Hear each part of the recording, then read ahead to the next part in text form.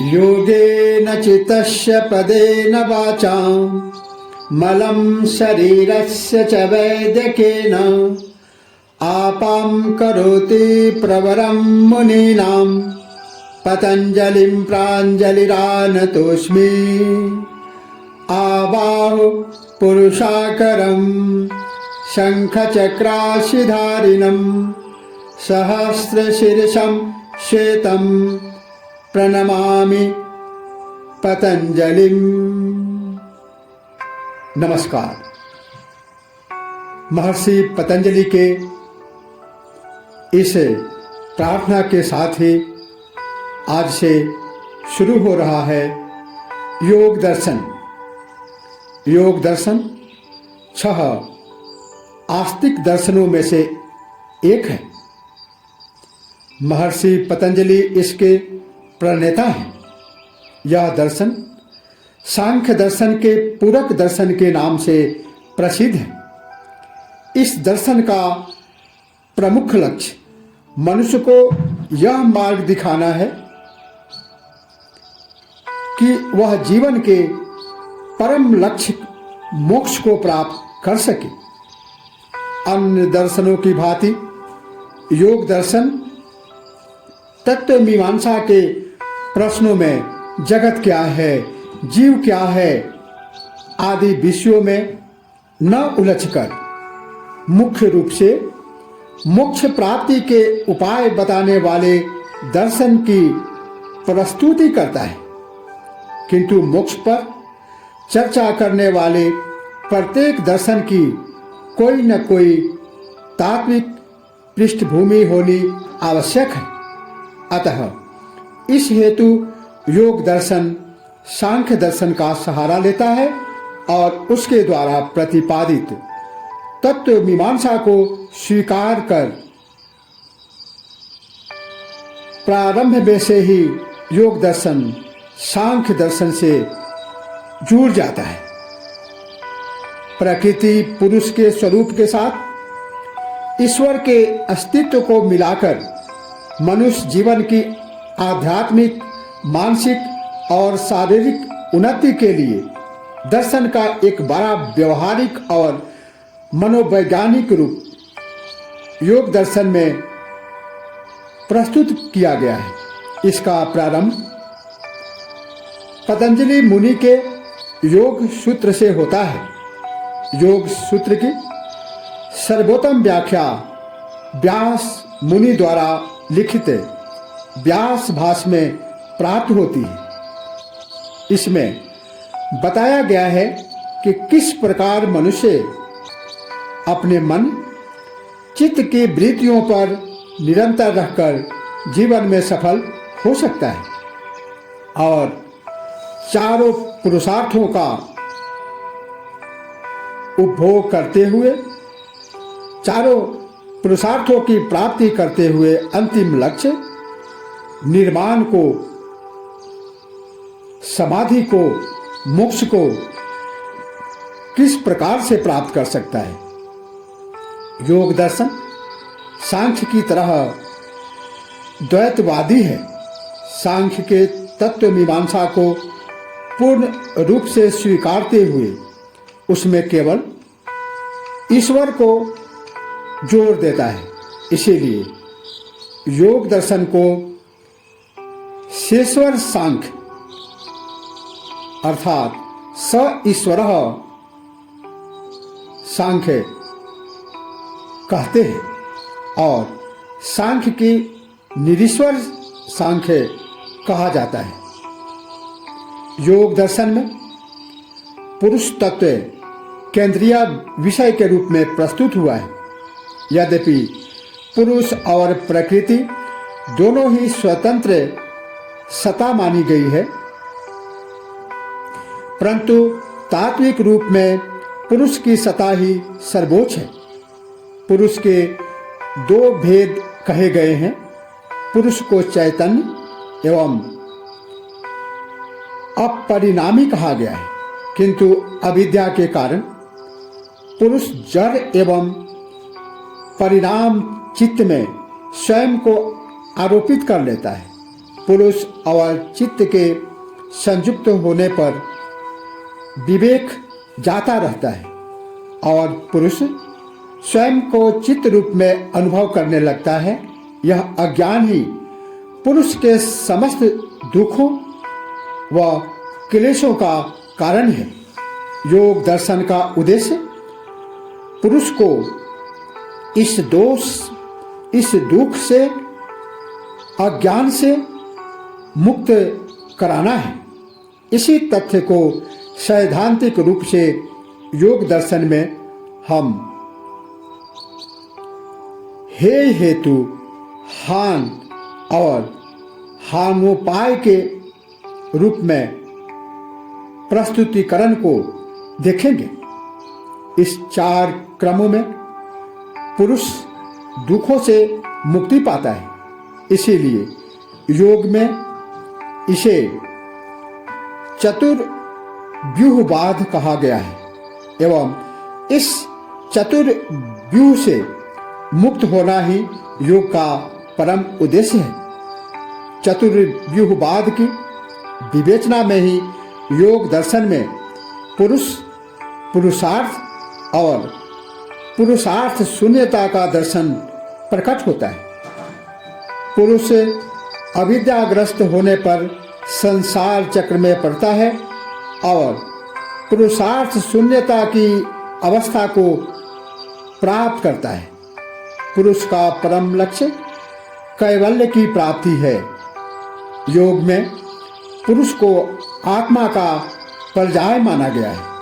अतः आत्मा जो कि सांख्य में असंख्य है, उसकी कैवल्य प्राप्ति तभी हो सकती है जब चतुर्व्यूह का पुरुषार्थ साधन कर दुख के त्रिविध रूपों का समाधान कर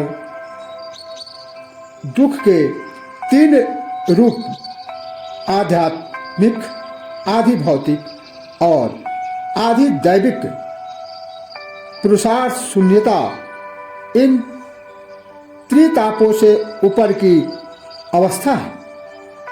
पुरुषार्थ शून्यता के पश्चात ही पुरुष की अपने स्वरूप की स्थिति होती है। योग दर्शन में इसे ही कैवल्य अथवा मोक्ष कहा है। पतंजलि को कपिल द्वारा बताया गया सांख्य दर्शन ही अभिमत है। थोड़े में इस दर्शन के अनुसार इस जगत में सांख्य पुरुष है और एक प्रधान या मूल प्रकृति पुरुष चित्त है। प्रधान अचित्त पुरुष नित्य है और अपरिवर्तनशील। प्रधान भी नित्य है परंतु परिवर्तनशील है। दोनों एक दूसरे से सदा पृथक है, परंतु एक प्रकार से एक का दूसरे पर प्रभाव पड़ता है। पुरुष के सानिध्य से प्रकृति में परिवर्तन होने लगते हैं। वह क्षुब्ध हो उठती है। पहले उसमें महत या बुद्धि की उत्पत्ति होती है, फिर अहंकार की, फिर मन की। अहंकार से ज्ञानेंद्रियों और कर्मेंद्रियों तथा 5 तन्मात्राओं अर्थात शब्द, स्पर्श, रूप, रस तथा गंध की। अंत में इन 5 से आकाश, वायु, तेज, अप और क्षिति नाम के महाभूतों की उत्पत्ति होती। इन सबके संयोग से, वियोग से इस विश्व का खेल चल रहा है। संक्षेप में यही सृष्टि का क्रम है। प्रकृति में परिवर्तन भले ही हो, परंतु पुरुष ज्यों का त्यों रहता है। फिर भी एक बात होती है, जैसे श्वेत स्फटिक के सामने रंग बिरंगे फूलों को लाने से उस पर उसका रंगीन प्रतिबिंब पड़ता है, इसी प्रकार पुरुष पर प्रकृति के विकृतियों के प्रतिबिंब पड़ते हैं। क्रमशः यह बुद्धि से लेकर क्षिति तक से रंजित प्रतीत होता है। अपने को प्रकृति के इन विकारों से संबंध मानने लगता है। आज अपने को धनी, निर्बल, बलवान, दुर्बल, कुटुंबी, सुखी, दुखी आदि मान रहा है। अपने शुद्ध रूप से दूर जा पड़ा है। यह उसका भ्रम, अविद्या है। प्रधान से बने हुए इन पदार्थों ने उसके रूप को ढक रखा है। उसके ऊपर कई तरह खोल पड़ गई है। यदि वह इन खेलों, इन आवरणों को दूर फेंक दे तो उसका छुटकारा हो जाएगा। जिस क्रम से बंधा है उसके उल्टे क्रम से बंधन टूटेंगे। पहले महाभूतों से ऊपर उठना होगा। अंत में प्रधान की ओर से मुंह फेरना होगा। यह बंधन वास्तविक नहीं है, परंतु बहुत ही दृढ़ प्रतीत होती है। जिस उपयोग से संबंधों को तोड़कर पुरुष अपने शुद्ध स्वरूप में स्थित हो सके, उस उपाय का नाम योग है। सांख्य के आचार्यों का कहना है, जद्वा तद्वा तदुचित ही परम पुरुषार्थः, अर्थात जैसे भी हो सके पुरुष और प्रधान के इस कृत्रिम संयोग का उच्छेद करना परम पुरुषार्थ है। योग का यही दार्शनिक धरातल है। अविद्या के दूर होने पर जो अवस्था होती है उसका वर्णन विभिन्न आचार्यों और विचारकों के विभिन्न ढंग से किया है। अपने अपने विचार के अनुसार उन्होंने उसको पृथक पृथक नाम भी दिए। कोई उसे कैवल्य कहता है, कोई मोक्ष, कोई निर्वाण, कोई समाधि। ऊपर पहुंचकर जिसको जैसा अनुभव हो वह उसे उस प्रकार कहे।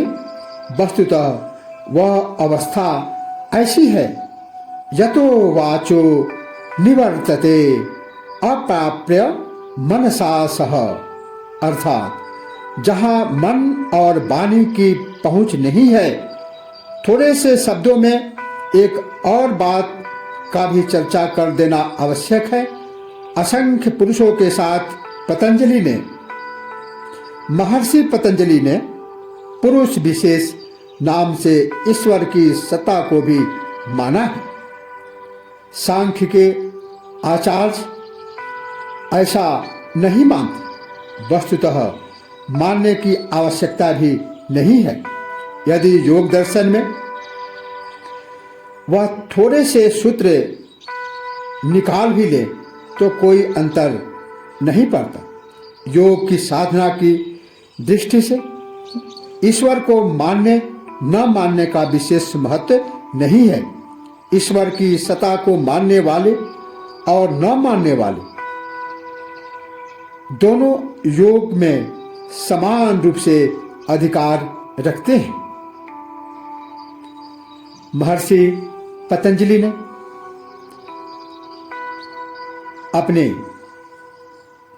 योग दर्शन को मुख्य रूप से 4 पाद और 8 अंगों में विभक्त किया है। उनमें प्रथम अंग है यम नियम, विद्या और विद्या, विद्या और अविद्या, बंधन और उससे छुटकारा, सुख और दुख सब चित्त में है। अतः जो कोई अपने स्वरूप में स्थित पाने का इच्छुक है उसको अपने चित्त को उन वस्तुओं से हटाने का प्रयत्न करना होगा जो हठात प्रधान और उसके विकारों की ओर खींचती है और सुख दुख की अनुभूति उत्पन्न करती है। इस तरह चित्त को हटाने तथा चित्त के ऐसी वस्तुओं से हट जाने का नाम वैराग्य है। यह योग की पहली सीढ़ी है। गीता में भगवान श्री कृष्ण ने कहा है कि योग के द्वारा, प्रयत्न के द्वारा, वैराग्य के द्वारा मन को बस में किया जा सकता है।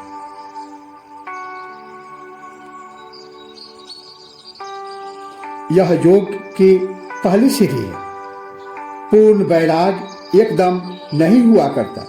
ज्यों-ज्यों व्यक्ति योग की साधना में प्रवृत्त होता है, त्यों-त्यों वैराग्य की ओर बढ़ता है, और ज्यों-ज्यों वैराग्य बढ़ता है, त्यों-त्यों साधना में प्रवृत्ति बढ़ती जाती है। ऐसा पतंजलि ने कहा है। दृष्ट और अनुश्रविक दोनों प्रकार के विषयों में विरक्ति, गांधी जी के शब्दों में अनासक्ति होनी चाहिए। स्वर्ग आदि जिनका ज्ञान हमको अनुश्रुति अर्थात महात्माओं के वचनों और धर्म ग्रंथों से होता है, अनुश्रविक कहलाते हैं। योग की साधना को अभ्यास कहते हैं। अभ्यासे न तु कौन्तेय वैराग्ये न च गृह्यते। गीता। इधर कई सौ वर्षों से साधुओं में इस आरंभ में भजन शब्द भी चल पड़ा है, वह भी आवश्यक है। चित्त जब तक इंद्रियों के विषयों की ओर बढ़ता रहेगा, चंचल रहेगा। इंद्रियां उसका एक के बाद दूसरी भोग्य वस्तु से संपर्क कराती रहेगी, कितनों से वियोग भी कराती रहेगी। काम, क्रोध, लोभ आदि के उदित होने के सैकड़ों अवसर आते रहेंगे। सुख दुख की निरंतर अनुभूति होती रहेगी। इस प्रकार प्रधान और उसके विकारों के साथ जो बंधन उनके जन्मों से चले आ रहे हैं, वे दृढ़ से दृढ़तर होते चले जाएंगे। अतः चित्त को इंद्रियों के विषयों से खींचकर अंतर्मुख करना होगा। स्वाध्याय में मन लगाना होगा। इसके अनेक उपाय बताए गए हैं, जिनके ब्यौरों में जाने की आवश्यकता नहीं है। साधारण मनुष्य के चित्त की अवस्था क्षिप्त कहलाती है। वह एक विषय से दूसरे विषय की ओर फेंका फिरता है। जब उसको प्रयत्न करके किसी एक विषय पर लाया जाता है, जब उसको प्रयत्न करके किसी एक विषय पर लाया जाता है, तभी वह जल्दी से विषयांतर की ओर चला जाता है। इस अवस्था को विक्षिप्त कहते हैं। दीर्घ प्रयत्न के बाद साधक उसे किसी एक विषय पर देर तक रख सकता है। इस अवस्था का नाम एकाग्र है। चित्त को वशीभूत करना बहुत कठिन काम है।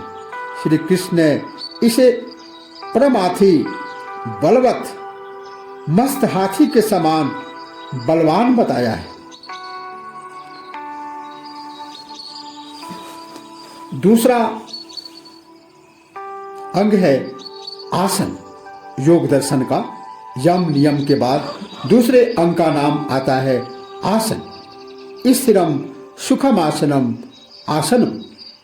चित्त को वश में करने में एक चीज से सहायता मिलती है। यह साधारण अनुभव की बात है कि जब तक शरीर चंचल रहता है, चित्त चंचल रहता है, और चित्त की चंचलता शरीर को चंचल बनाए रखती है। शरीर की चंचलता नारी संस्थान, नारी शोधन की चंचलता पर निर्भर करती है। जब तक नारी संस्थान संक्षुब्ध रहेगा, शरीर पर इंद्रिय ग्राह्य विषयों के आघात होते रहेंगे। उन आघातों का प्रभाव मस्तिष्क पर पड़ेगा, जिसके फलस्वरूप चित्त और शरीर दोनों में ही चंचलता बनी रहेगी। चित्त को निश्चल बनाने के लिए योगी वैसा ही उपाय करता है जैसा कभी कभी युद्ध में करना पड़ता है। किसी प्रबल शत्रु से लड़ने में यदि उसके मित्रों को परास्त किया जा सके तो सफलता की संभावना बढ़ जाती है। योगी चित्त पर अधिकार पाने के लिए शरीर और उसमें भी मुख्यतः नारी संस्थान को बस में करने का प्रयत्न करता है। शरीर भौतिक है, नारियां भी भौतिक है, इसीलिए इनसे निपटना सहज है। जिस प्रक्रिया से यह बात सिद्ध होती है उसके दो अंग हैं, आसन और प्राणायाम। आसन से शरीर निश्चल बनता है। बहुत से आसनों का अभ्यास तो स्वास्थ्य की दृष्टि से किया जाता है। पतंजलि ने इतना ही कहा है, स्थिरम सुखम आसनम, जिस पर देर तक बिना कष्ट के बैठा जा सके वही आसन श्रेष्ठ है। यही सही है कि आसन सिद्धि के लिए स्वास्थ्य संबंधी कुछ नियमों का पालन आवश्यक है। जैसा कि भगवान श्री कृष्ण ने गीता में कहा है, युक्ताहार विहारस्य युक्त चेतस्य कर्मसु युक्त स्वप्नावबोधस्य योगो भवति दुःखः। खाने पीने सोने जागने सभी का नियंत्रण करना आवश्यक है। तीसरा अंग है प्राणायाम। प्राणायाम शब्द के संबंध में बहुत भ्रम फैला हुआ है। इस भ्रम का कारण यह है कि आज लोग प्राण शब्द के अर्थ को प्रायः भूल गए। बहुत से ऐसे लोग भी जो अपने को योगी कहते हैं इस शब्द के संबंध में भूल करते हैं। योगी को इस बात का प्रयत्न करना होता है कि वह अपने प्राण को सुषुम्ना में ले जाए। सुषुम्ना वह नाड़ी है जो मेरुदंड की नली में स्थित है और मस्तिष्क के नीचे तक पहुंचती है। यह कोई गुप्त चीज नहीं है, आंखों से देखी जा सकती है। करीब करीब कनिष्ठिका उंगली के बराबर मोटी होती है, ठोस है।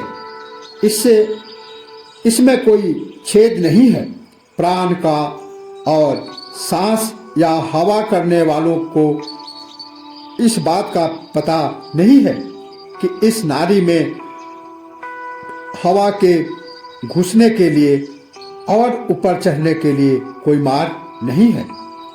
प्राण को हवा का समानार्थक मानकर ऐसे बातें कही जाती है कि अमुक महात्मा ने अपनी सांस को ब्रह्मांड में चढ़ा लिया। सांस पर नियंत्रण रखने से नाड़ी संस्थान को स्थिर करने में निश्चय ही सहायता मिलती है, परंतु योगी का मुख्य उद्देश्य प्राण का नियंत्रण है, सांस का नहीं।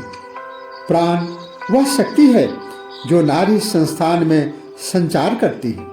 शरीर के सभी अवयवों को और सभी धातुओं को प्राण से ही जीवन और सक्रियता मिलती है। जब शरीर के स्थिर होने से और प्राणायाम की क्रिया से प्राण सुषुम्ना की ओर प्रवृत्त होता है तो उसका प्रवाह नीचे की नाड़ियों में से खिंच जाता है। अतः ये नाड़ियां बाहर के आघातों की ओर से एक प्रकार से शून्यवत हो जाती है। प्रत्याहार प्राणायाम का अभ्यास करना और प्राणायाम में सफलता पा जाना दो अलग अलग बातें हैं, परंतु वैराग्य और तीव्र संवेग के बल से सफलता का मार्ग प्रशस्त हो जाता है। ज्यों-ज्यों अभ्यास दृढ़ होता है, त्यों-त्यों साधक के आत्मविश्वास में वृद्धि होती है। एक और बात होती है, वह जितना ही अपने चित्त को इंद्रियों और उनके विषयों से दूर खींचता है, उतना ही उसकी इंद्रिय शक्ति भी बढ़ती है, अर्थात इंद्रियों की विषयों के भोग की शक्ति भी बढ़ती है। इसीलिए प्राणायाम के बाद प्रत्याहार का नाम लिया जाता है। प्रत्याहार का अर्थ है इंद्रियों को उनके विषयों से खींचना। वैराग्य के प्रसंग में यह उपदेश दिया जा चुका है, परंतु प्राणायाम तक पहुंचकर इसको विशेष रूप से दोहराने की आवश्यकता है। आसन, प्राणायाम और प्रत्याहार के ही समुच्चय का नाम हठ योग है। धारणा, ध्यान, समाधि। खेद की बात है कि कुछ अभ्यासी यही आसन और प्राणायाम तक रुक जाते हैं। जो लोग आगे बढ़ते हैं, उनके मार्ग को 3 विभागों में बांटा जाता है।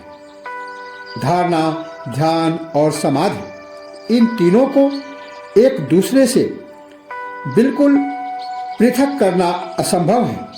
धारणा पुष्ट होकर ध्यान रूप धारण करती है और उन्नत ध्यान ही समाधि कहलाता है।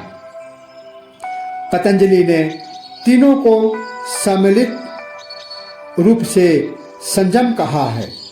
त्रयो एकत्र संयमः।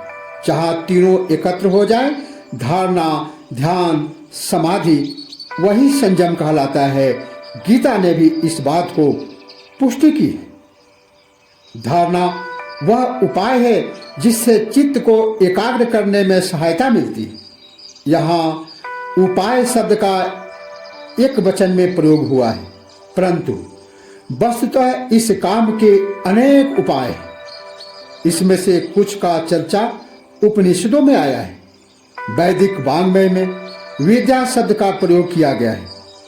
किसी मंत्र के जप, किसी देव देवी या महात्मा के विग्रह या सूर्य, अग्नि, दीप शिखा आदि को शरीर के किसी स्थान विशेष से, जैसे हृदय, मूर्धा, तिल अर्थात दोनों आंखों के बीच के बिंदु, इनमें से किसी जगह कल्पना में स्थिर करना, इस प्रकार के जो भी उपाय किए जाएं, वे सभी धारणा के अंतर्गत हैं। जैसा कि कुछ उपायों को बतलाने के बाद पतंजलि ने यह लिख दिया है, यथाभिमते ध्यानाद्वा। जो वस्तु अपने को अच्छी लगे, उस पर ही चित्त को एकाग्र करने से काम चल सकता है। किसी पुराण में ऐसी कथा आई है कि अपने गुरु के आज्ञा से किसी अशिक्षित व्यक्ति ने अपनी भैंस के माध्यम से चित्त को एकाग्र करके समाधि प्राप्त कर ली थी। धारणा की सबसे उत्तम पद्धति वह है जिसे पुराने शब्दों में नादानुसंधान कहते हैं। कबीर और उनके प्रवर्ती संतों ने इसे सूरत शब्द योग की संज्ञा दी है। जिस प्रकार चंचल मृग बिना के स्वरों से मुग्ध होकर चौकरी भरना भूल जाता है, उसी प्रकार साधक का चित्त नाद के प्रभाव से चंचलता छोड़कर स्थिर हो जाता है। वह नाद कौन सा है जिसमें चित्त की वृत्तियों को लय करने का प्रयास किया जाता है, और यह प्रयास कैसे किया जाता है, ये बातें तो गुरु मुख से ही जानी जाती है। अंतर्नाद के सूक्ष्मतम रूप को प्रबल ओंकार कहते हैं। प्रणव वस्तुतः अनुचार्य है, उसका अनुभव किया जा सकता है, वाणी में व्यंजना नहीं। नाद उपनिषद के शब्दों में ब्रह्मा प्रणव संज्ञानम नादो ज्योतिर्मय शिव स्वयमाभि भवेदात्मा मेया पाए सुमानिव। प्रणव के अनुसंधान से ज्योतिर्मय और कल्याणकारी नाद उदित होता है। फिर आत्मा स्वयं उसी प्रकार प्रकट होती है जैसे कि बादल के हटने पर चंद्रमा प्रकट होता है। आदि शब्द ओंकार को परमात्मा का प्रतीक कहा जाता है। योगियों में सर्वत्र ही उसकी महिमा गाई गई है। बाइबिल के उस खंड में जिसे सेंट जॉन्स गॉस्पेल कहते हैं, पहला ही वाक्य इस प्रकार है, आरंभ में शब्द था, वह शब्द परमात्मा के साथ था, वह शब्द परमात्मा था।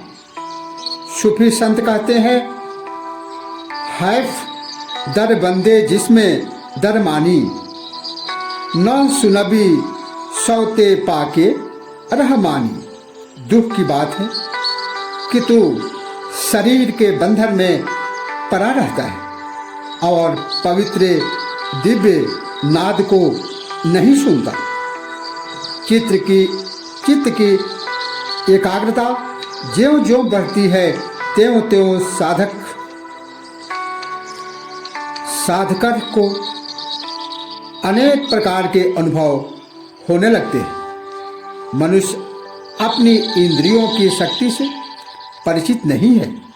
उसने न तो काम लेता है और न लेना चाहता है। यह बात सुनने में आश्चर्य की प्रतीत होती है, पर सच है।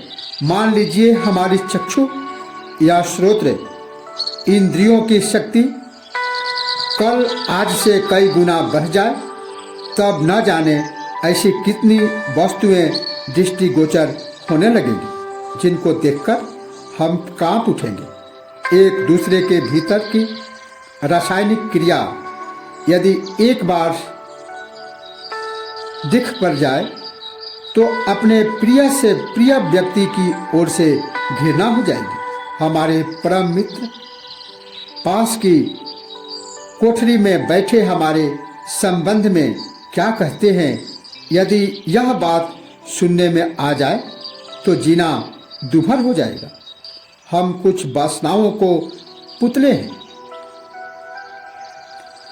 अपनी इंद्रियों से वहीं तक काम लेते हैं जहां तक वासनाओं की तृप्ति हो। इसीलिए इंद्रियों की शक्ति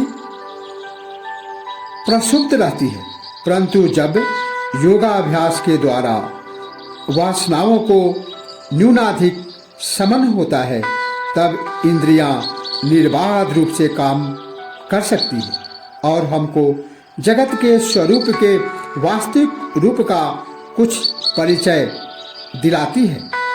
इसे विश्व में स्पर्श, रूप, रस और गंध का अपार भंडार पड़ा हुआ है, जिसकी सत्ता का हमको अनुभव नहीं है। अंतर्मुख होने पर बिना हमारे प्रयास के ही इंद्रियां इस भंडार का द्वार हमारे सामने खोल देती है। सुषुम्ना में नारियों की कई ग्रंथियां हैं जिनमें कई जगहों से आई हुई नारियां मिलती हैं। इन स्थानों को चक्र कहते हैं। इनमें से विशेष रूप से 6 चक्रों का चर्चा योग के ग्रंथों में आता है, आएगा। सबसे नीचे मूलाधार चक्र है जो प्रायः उस जगह पर है जहां सुषुम्ना का आरंभ होता है, और सबसे ऊपर आज्ञा चक्र है जो तिल के स्थान पर है। इसे तृतीय नेत्र भी कहते हैं। ज्ञानम मनुजस्य तृतीय नेत्र। उपनिषद ने कहा है कि सद्ज्ञान के द्वारा उस तृतीय नेत्र को अनुभव किया जा सकता है। थोड़ा और ऊपर चलकर सुषुम्ना मस्तिष्क के नाड़ी संस्थान से मिल जाती है। मस्तिष्क के उस सबसे ऊपर के स्थान पर, जिसे शरीर विज्ञान में सेरेब्रम कहते हैं, सहस्रार चक्र है। जैसा कि एक महात्मा ने कहा है, मूल मंत्र कर बंद विचारी, सात चक्र नव शोधय नारी। योगी के प्रारंभिक अनुभवों में से कुछ की ओर ऊपर संकेत किया गया है। जैसे कुछ अनुभवों का उल्लेख श्वेताश्वर उपनिषद में भी किया गया है। वहाँ उन्होंने कहा है कि अनल, अनिल, सूर्य, चंद्र, खद्योत, धूम, स्फुलिंग, तारे, अभिव्यक्ति करारी योगी है।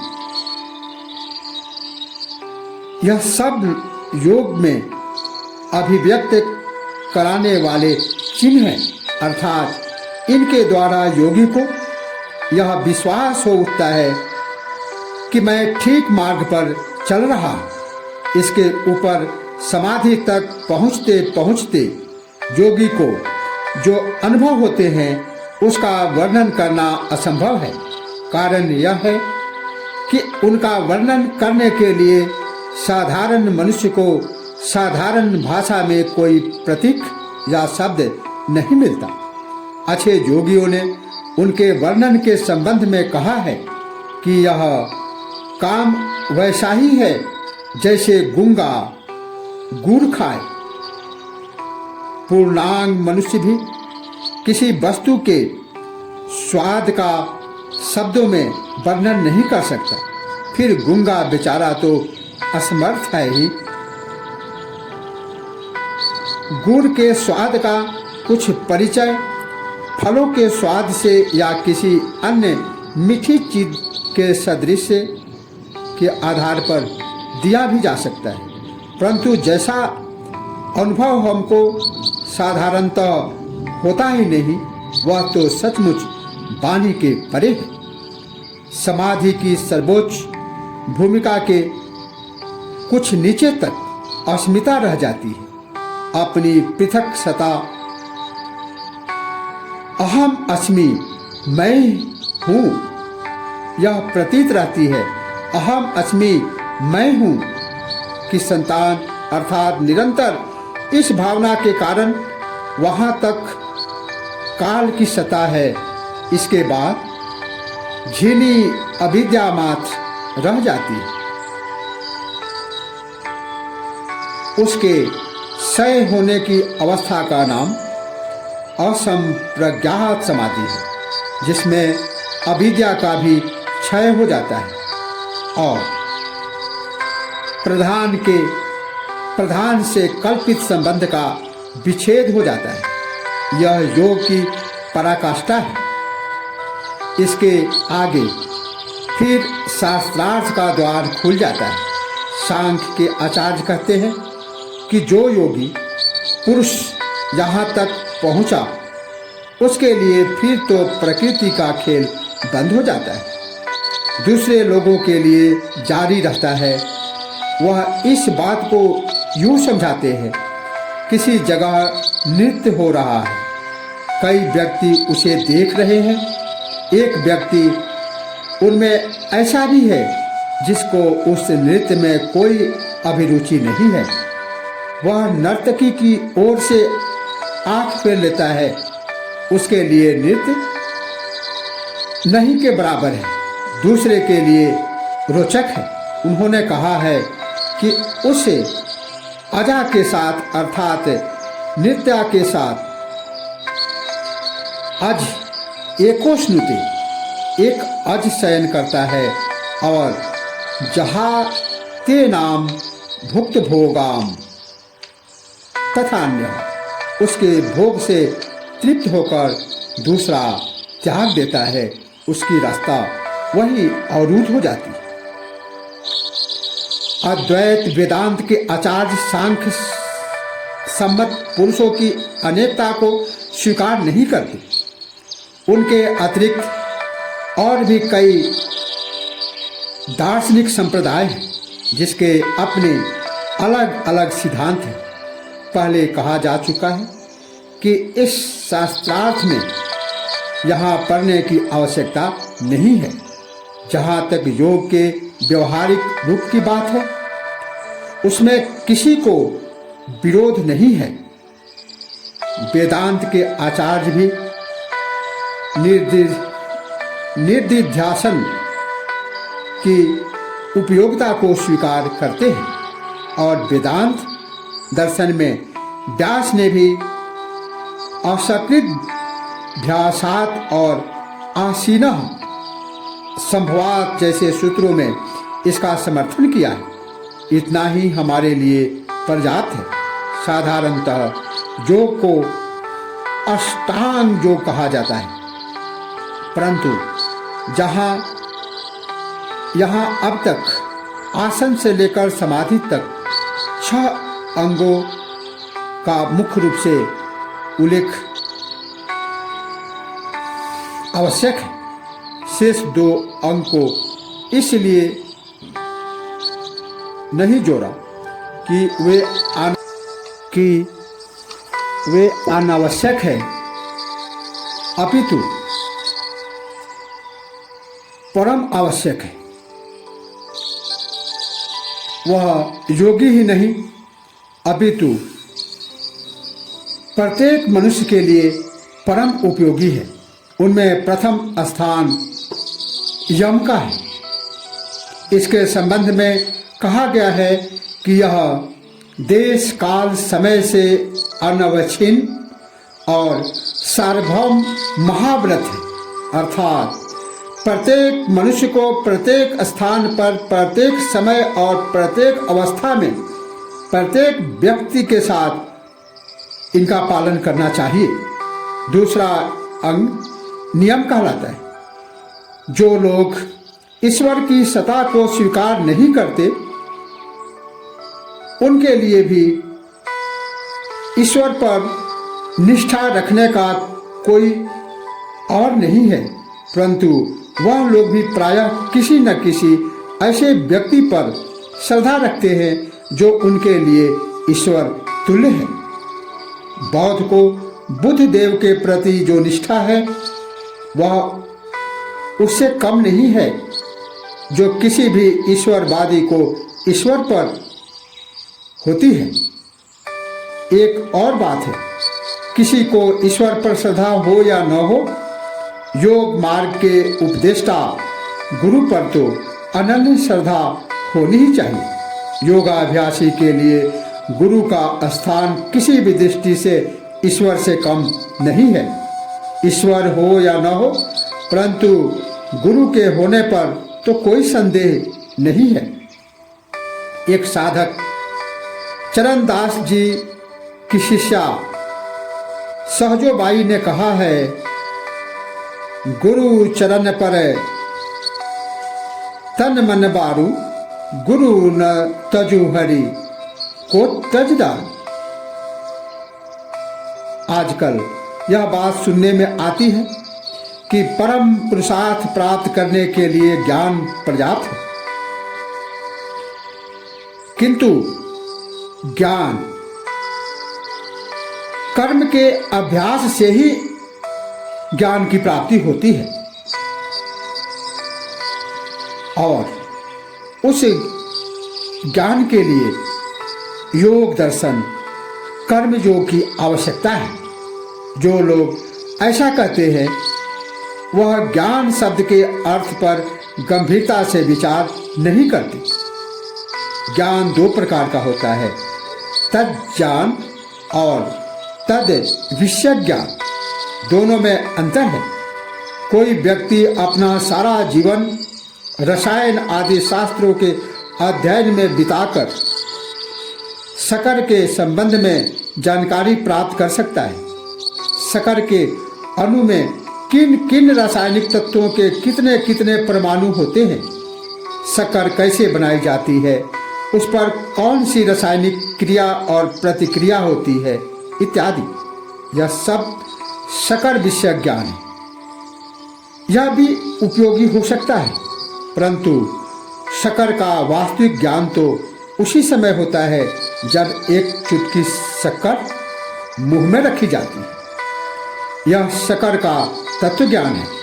शास्त्रों के अध्ययन से जो ज्ञान प्राप्त होता है वह सच्चा आध्यात्मिक ज्ञान है और उसके प्रकाश में तद विषयक ज्ञान भी पूरी तरह समझ में आ सकता है।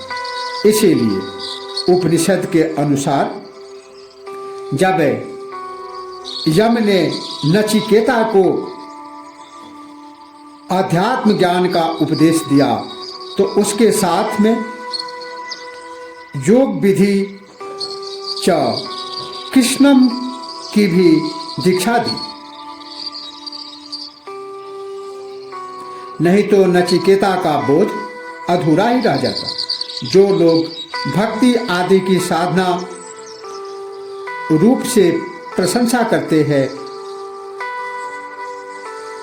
उनको भी यह ध्यान में रखना चाहिए कि यदि उनके मार्ग में चित्त को एकाग्र करने का कोई उपाय है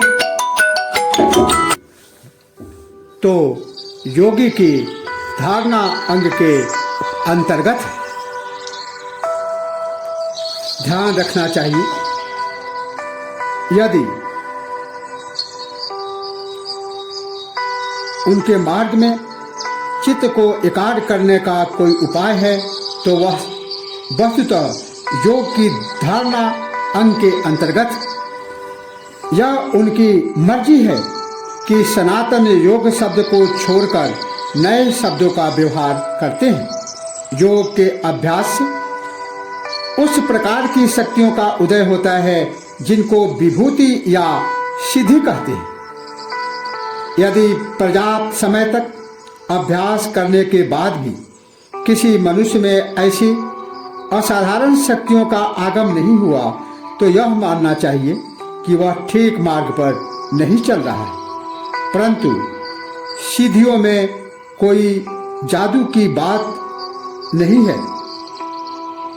इंद्रियों की शक्ति बहुत अधिक है, परंतु साधारणतः हमको उसका ज्ञान नहीं होता और न हम उससे काम लेते हैं।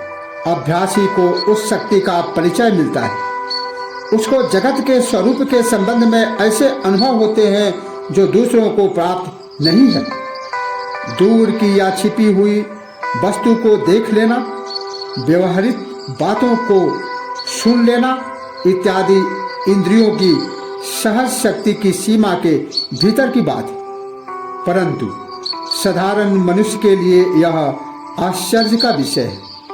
इनको सिद्धि कहा जाता है। इसी प्रकार मनुष्य में और बहुत सी सिद्धियां हैं,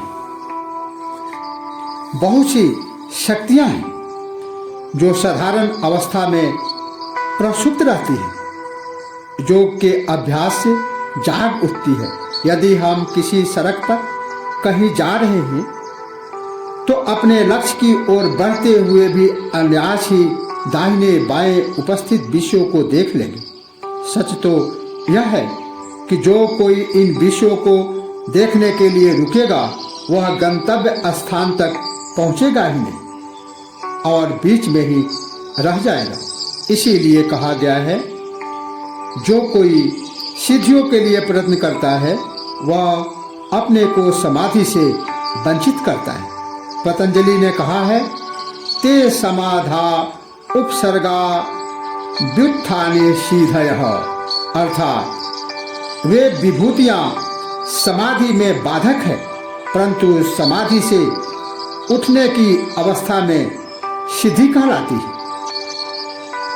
उपनिषद का कहना है कि दो प्रकार की जंजीरें हैं।